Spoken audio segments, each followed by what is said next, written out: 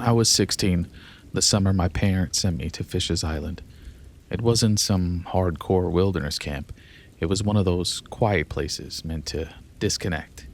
No phones during the day, canoeing, campfires, nature talks. The kind of place where time felt slower, whether you liked it or not. The island itself was small, mostly pine trees and rocky shoreline. On the far end, past the trails we were allowed to use, there were old fences and crumbling buildings that nobody ever explained properly. If you asked, the counselors would just say it used to be a military installation a long time ago. Then they would tell you to stay away from it. That was the only part of the island that felt interesting. There were 4 of us who always hung out together. Me, Maya, Lucas, and Arya. We weren't troublemakers, just bored. The kind of bored that makes you curious about the one place you're not supposed to go. Every morning, a supply van would come in on the ferry. It brought food, equipment, and whatever else the camp needed. It always drove past the cabins and disappeared down the restricted service road toward the far side of the island. We started noticing it because it never came back the same way. Sometimes it would be gone for hours. Lucas was the first one to say it out loud. What if that's where the old base is? We didn't plan anything right away. It just sat in the back of our heads for a few days. We started watching the timing. The van came around lunch most days, when most of the camp was inside the mess hall. No one really paid attention to it. That was what made it feel possible. The day we did it, it wasn't some big dramatic decision. It was quiet and stupid and impulsive, like most things at that age. We were behind the storage shed after lunch when the van pulled up. The driver got out to grab a clipboard from inside.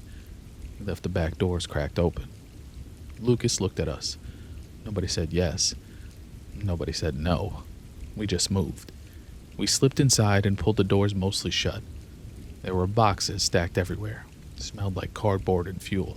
My heart was pounding so loud, I was sure the driver would hear it. The engine started a minute later. At first, everything was normal. The van rolled past the cabins, then down the dirt road that led toward the shoreline. Then the radio crackled. I couldn't make out all of it, just a voice saying the driver's name, telling him to report to the old base, something about a radar issue. The van slowed, then it turned. We felt it immediately. The road got rougher, the trees got thicker. No more camp noise, no kids, no laughter, just the engine and the tires over gravel. After a few minutes, the van stopped. We waited. Lucas cracked the door open just enough to look out. We weren't at the beach. We were parked near one of the old buildings on the restricted side. The place looked abandoned up close. Rusted fencing, broken concrete, tall grass growing through everything. The driver was already walking toward one of the structures, talking into a radio. We slipped out and shut the doors quietly behind us.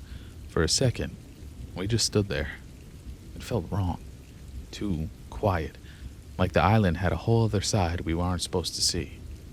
Arya pointed to a half-buried concrete entrance near the side of the building.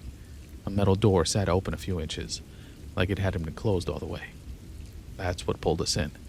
Not curiosity, just the feeling that someone had left something unfinished. Inside, the air was colder. The stairs went down further than I expected. The deeper we went, the more it stopped feeling like an old ruin. Some lights were still on. Not many, just enough to see. Long hallways, old warning signs, dust covering everything. Most of the rooms looked dead. Broken desk, outdated computers, tangled wires. It really did feel like a place that had been shut down and forgotten. Then we heard a sound. A low hum. We followed it down another hallway and found one room that was different. The equipment inside wasn't covered in dust. There were screens on. A radar display moving slowly, in a steady rhythm, but something was off about it. I'd seen radar before in movies. It always pointed outward, tracking planes, weather, signals. This one wasn't scanning the sky. It was scanning down. At first, I thought it was just mapping rock, layers of the island, but the shapes on the screen didn't look natural. They were too clean, too organized. And they were moving. Not fast, just slow pulses, like something deep under the island was shifting in place. We didn't understand what we were looking at. Not really. We were just kids staring at something we weren't supposed to see, trying to make sense of it. That's when we started noticing the other rooms. One had tables covered in parts, mechanical joints shaped like elbows and knees, synthetic hands that looked almost real if you didn't stare too long. Another room had what looked like medical equipment, old but not abandoned, like someone had been working there at some point and just stopped. That's when the floor shook for the first time, just a small tremor. Then the hum got louder, and something deep beneath us turned on. The hum rose into a low vibration that ran through the floor and up my legs. Just constant, like standing too close to a generator. Maya grabbed my arm. "We need to go," she whispered. Nobody argued.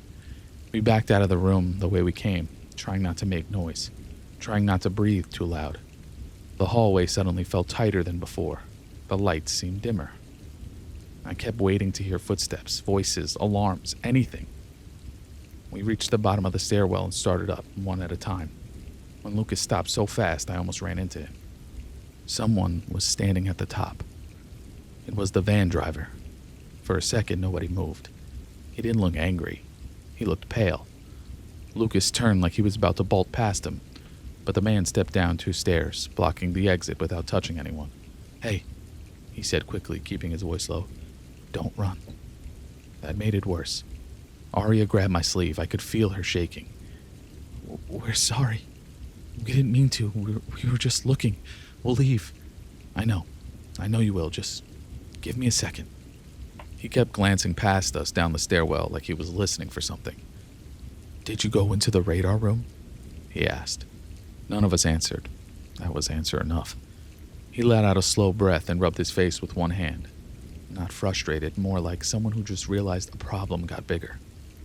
"Okay. Listen to me. You're not in trouble. I'm not calling your counselors. I just need you to stay calm for a minute."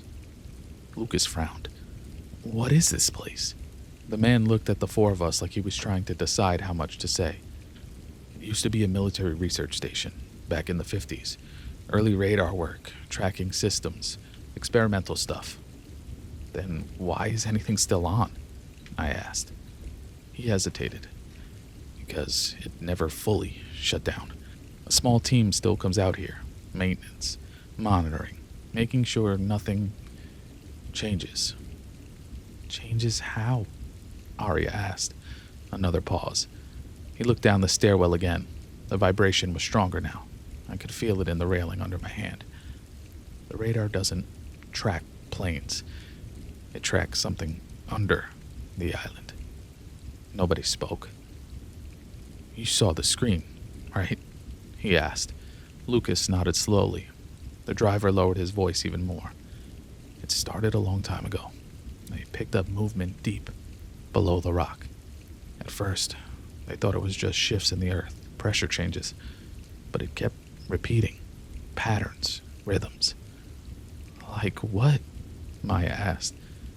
"Like something alive," he said. The word just sat there. Alive. That's why this place stayed active. They never figured out what it was, only that it's been there longer than any of us. And every once in a while, the readings spike. Equipment turns back on. Systems that should be dead start responding again. He looked at each of us, making sure we were listening. That's what the call was about today. The radar lit up again, stronger than it has in years. Another tremor ran through the floor, stronger this time. Dust shifted loose from the ceiling somewhere down the hall. Lucas swallowed. "So what is it?" The man shook his head. "If I'm being honest, I don't think anyone really knows. Not completely. They just watch it, measure it, try to keep it quiet so nobody panics." "Why keep it secret?" I asked. His answer came fast, like he'd had it ready for years. "Because the moment people hear there's something alive under the ground, they stop listening to anything else." For a moment, nobody said anything. Then the floor lurched. This wasn't a small tremor. It was a deep, heavy shift. The driver turned fast, looking back down the hallway. "That's not normal," he muttered. Another vibration rolled through the bunker, stronger, Somewhere below us, something powered up with a sound that felt too big for the space. A low mechanical groan laid over the steady hum we'd heard earlier. Lights flickered, then steadied, then flickered again. "What's happening?" Arya asked, her voice tight. The driver didn't answer right away. He was listening, counting maybe, like he was trying to recognize a pattern. "It shouldn't be doing this," he said quietly. A sharp tone suddenly cut through the air from deeper in the facility. This wasn't an alarm, more like a system booting up after being asleep too long. The driver made a decision. "Come on," he said, already moving back down the stairs. "Stay behind me." Lucas hesitated. "Wait, I thought we were leaving." "We are, but I need to see what it's reacting to. If it's what I think it is, you don't want to be standing at the entrance when it happens." That was enough. We followed. The hallway felt different now, alive. Lights that had been off were slowly coming back on one by one as we passed. Old monitors flickering back to life, static crawling across screens that hadn't worked in decades. The hum was louder, strong enough now that I could feel it in my chest. We turned the corner into the radar room. The screen was going wild. The steady pattern we'd seen before had turned into fast, pulsing waves spreading across the display. The shapes below the island were brighter now, sharper, like whatever was down there was pushing closer to the surface. The driver stepped up to the console, staring at it. "No, not again." Another sound rolled through the bunker. This one didn't feel mechanical. It felt deep, like pressure shifting miles below us. Then something behind us clicked. We all turned. At the center of the room, set into the concrete floor, was a massive metal ring I hadn't noticed before. It was wider than a car, built right into the structure like it had always been there. The surface was covered in old markings and faded military insignias. A thin line of blue light began to trace along the inside edge. The driver's face went tight. "Back up," he said immediately. "All of you, now." We stepped away from it as the light grew brighter. The air around the ring started to distort, like heat rising off pavement in the summer. The hum was deafening now. Then the center of the ring changed. At first, I thought it was filling with smoke, but it wasn't smoke, it was water. Just there, suspended in the middle of the circle like the floor had turned into a window. The image sharpened, dark blue, endless, and then lights. Far below the surface, deeper than anything I could comprehend, shapes began to glow. Structures, towers, lines of soft, bioluminescent light stretching out into the distance. An entire city. Under the ocean. None of us spoke. The driver didn't look surprised. He looked terrified. "It wasn't supposed to activate," he said, barely above a whisper. None of us moved. The ring hummed behind us, the blue light flickering across the walls. The water inside it looked impossibly clear, like we were staring through a hole cut straight into the ocean floor. I could see shapes shifting far below. It didn't feel like watching something. It felt like something could see us back. "What is that?" Maya asked. The driver swallowed before answering. "That is why this place was built." He didn't take his eyes off the portal. This wasn't just a radar station. That's what they told people back then. But the first teams who came out here in the 50s picked up something they couldn't explain. Movement under the island. Not pressure. Patterns. He glanced at the screen, where the pulses were still racing across the radar display. They started digging, built the bunker, put sensors deep into the ground, and eventually, they found this. He nodded toward the ring. Lucas stared at it. A doorway? The driver hesitated, like he didn't like the word. More like a window. At least, at first. The hum deepened again, vibrating through the floor. They got it open once. A long time ago, just for a few seconds. Systems went crazy when it happened. Power failure, radios cutting out, equipment burning out for miles.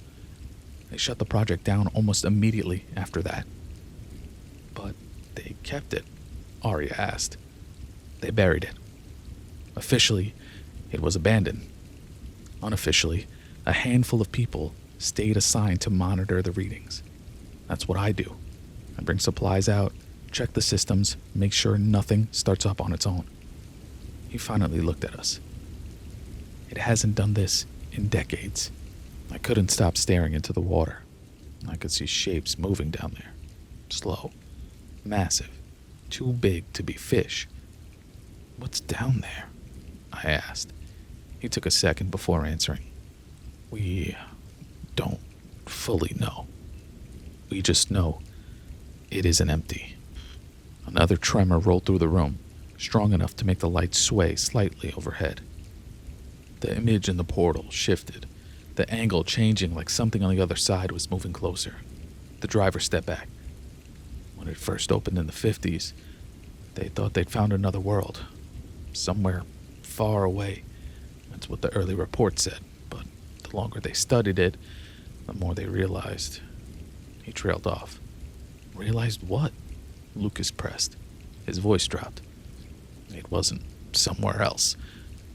It was here." A long silence filled the room. "Under the ocean," Maya said quietly. The driver nodded once.